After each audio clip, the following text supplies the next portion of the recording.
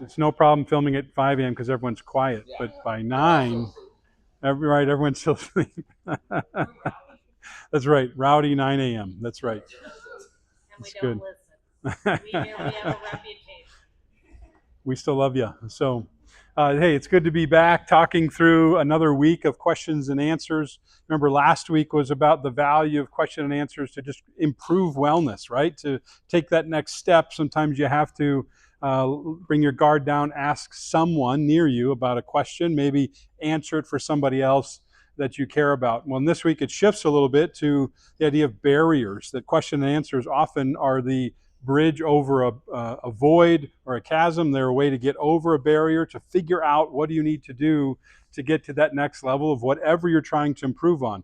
Think through those different dimensions of wellness we talked about at the start of the year. Questions and answers go a long way toward making those very manageable. So the exercises this week, if last week was about asking someone a question and answering one, this week's more reflective for yourself. Everyone knows, I think, a obstacle or two that stands in their way of feeling better. And so can you take some time and think through what's getting in the way of me wanting to experience something that's improved, easier, better? And the second part of that is, what are some initial tools or steps you can obtain or talk to someone about and be able to identify it? Obviously, overcoming barriers is something Bill and I are very key on helping people figure out, but there's a part that you can do to make it happen. So writing on Monday of 4 barriers that I think are quite prevalent or popular that get in the way of people's wellness from time to time. And questions that come in are great. One of these that get asked often is, why is it so hard to talk about money with my partner? Because that can lead to stress or arguments. It doesn't go well.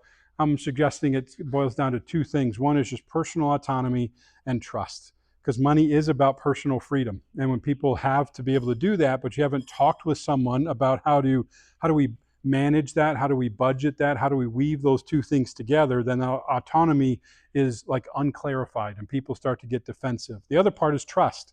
If someone has misused money in a relationship, it's really hard to trust that it will be there when you need it, because money is a tool and it's about safety and security sometimes. So those are 2 reasons why I think arguments about finances can often occur. Another question was, why do you talk so much about family of origin at the gym? And I like to remind people, like, as a counselor, I'm very much, where are you at and where do you want to go? I'm very forward focused. But here at the gym, we're trying to encompass a lot of different things at once. And we talk about contributing factors to why things aren't working. Well, family of origin is a significant part of that at times. As you've heard me say, families set a good example, set a bad example, or no example at all. And many situations where children or adult children are figuring things out. So it's relevant to talk about, but it is not we're not throwing parents under the bus or saying it can't be overcome. It's just a piece of the puzzle. The next thing I talked about on Monday really is probably the most important question that got asked is, what if I feel depressed in the summertime? And I think that's a really critical question to try and answer, because in the middle of winter, we can understand depression a little bit more. Cold, dark, isolated, not enough to do, so things could be magnified. But we're hopeful that if it's less cold, less dark, more people, more activity, that depression will alleviate.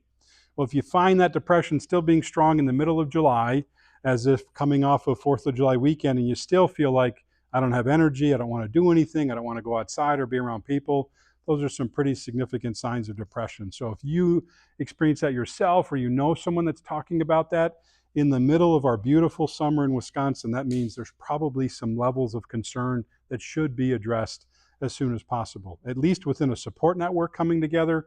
Most likely it's a professional conversation to have and to dig into that a little bit more. And the last one, coming off of 4th of July, because in the counseling office, I can spend time decompressing and helping people overcome the impact of alcohol at a big party.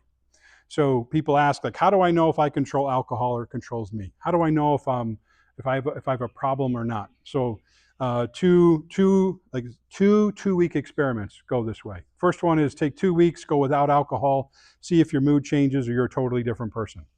If you can still have fun for 2 weeks without alcohol, probably a good answer that it's not controlling you. But the other side of that experiment is to say, set a limit of how much alcohol you'll drink or on the days you'll drink and see if life is still good. Because if you can go a whole month with this kind of level of control, chances are you're managing it, it's not managing you, that you don't have a dependence problem or an abuse problem. But if you fail at any one point in those 4 weeks, probably worth talking to somebody about and saying, do I need to make any adjustments about this? No one wants to be able to admit that my alcohol drinking starting a little bit sooner in the day, or it used to be just once a week, now it's multiple times a week. Those, as much as they're normal in central Wisconsin, they are not normal or healthy, right? We can't compare, well, I'm not as bad as Steve drinking, so therefore I'm good. We can't use Wisconsin that leads the nation or top 5 in binge drinking as the example. It has to be about what is healthy. So 2 experiments, try it out in a month, you'll get an answer. So those are 4 questions, 4 barriers I think people can overcome. So it naturally took my mind to our facts of the day about other barriers or impressive walls that exist in the world around us. So here's some extra facts for you today. These are from around the world. So in Spain, there's the walls of Avila. It's a 2.5 kilometers. So if you do a little bit of math, it's 1 mile for about 2 kilometers, give or take. So about a mile and a quarter. Great wall that exists with 88 semicircular towers. I posted the link, really impressive pictures that exist of these things, but you think of a mile-long wall with 88 towers, looks kind of impressive.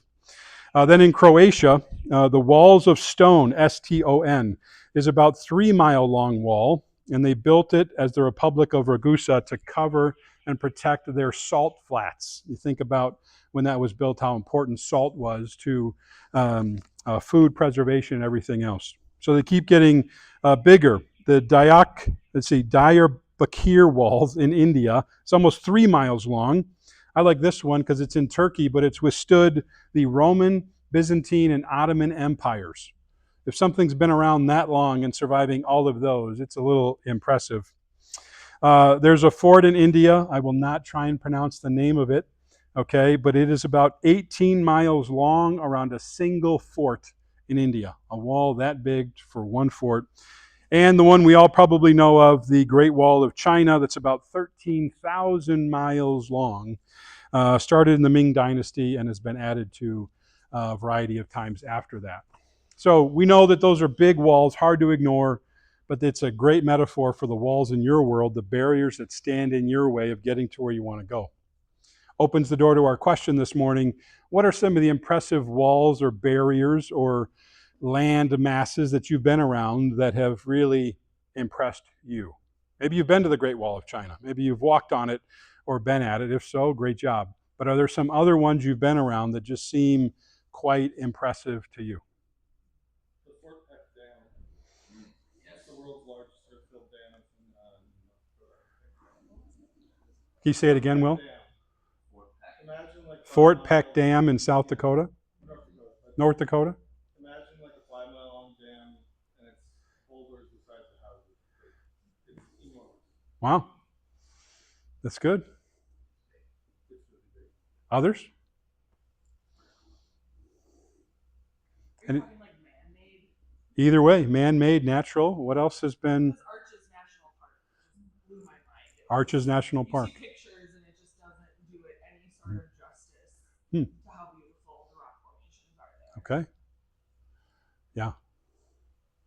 Yeah. There's a lot in the world around us, right? Man-made or not, that are there. I was just suggesting of if someone has been at the bottom of the Grand Canyon and looking up, that has to be an impressive, wall that's there. Having driven to Colorado a few times, it's like when you see the Rocky Mountains come and it just starts like this and then starts to grow and it's like, wow. Or if you've ever gone up into the Rocky Mountains for anything, you start to feel how big and impressive they are and how small you are. So the follow-up question is, when you face a barrier yourself or you know someone who has, what is the best advice to kind of overcome that barrier? Like, do you just jump at it all at once and try and take it over? Or are there some other advice or tools or processes you've used to overcome barriers that you know of? Not to do it alone. Not to do it alone? Ask for help. I like that one. I'll talk about it in a minute. Crucial. Yeah. Others? When you're talking about the mountains kind of starting small and then getting bigger, thinking about what is the size of this barrier? Like, is it Mm. small? Can you Mhm. get right over it Mhm. and press through it, or do you need to be creative and find other Sure. ways? And what resources do you have to like Yeah. problem solve through that? Yeah, problem solving, reflecting, assessing the barrier correctly. That's very good. Any others? Yeah. I'd just be thinking about that, right? The visual barriers we've seen, metaphors for personal ones in life. I mean, people can feel like there is a Grand Canyon of a problem in front of me. And how do you take that on? Other suggestions through the morning have been just one small step. Many times I can encounter people saying, I'm looking for the one perfect solution to solve this problem. And it becomes paralyzing versus saying, how about one step, one part of this, and come at it that direction. So, some final comments about why this week is good. Picking up on what Jess said, I think that whether it's a barrier that you see, it's hard to go over it if you're trying to do an obstacle course, or you think of something in your own life. Oftentimes, community matters to be able to do that. And you have to be able to engage, reach out for help, admit a problem. All of those statements that we hear people say is crucial to overcoming some of those barriers. And the right tools matter as well, that you have to be able to know what you're missing and ask and obtain that in order to overcome it, and not just stay stuck and thinking, well, I guess I can't do anything. I know that happens in people's lives, so it's trying to inspire others to just take a small step. And I think the real impact of barriers is it robs people of their belief that they can do something. So you think of their passion, their energy for life. If they encounter a barrier and it's been around for 5 years, 10 years, their whole life, you can just kind of see the toll that it takes. So that's why these question and answers this week are so important, so that we can find a way around them. And it begins with you asking those questions. So it's not just a survey this month, it's about inspiring people to figure out ways to ask questions and find the right people to answer them. So that's this week. Next week, we're turning it all over to Bill. So we're brainstorming things he can do next week. He has a good plan. I'm on vacation starting Friday, so I'll be far, far away from here, which will be nice. And then come back. We still have 2 weeks left to cover a couple of more weeks about questions and answers. So enjoy your workout today, this week, and next week. And I'll be sure to check in and see what Bill came up with for you guys and enjoy it. But I'll see you in a couple of Wednesdays from now. All right. Thank you. Yeah. Yes.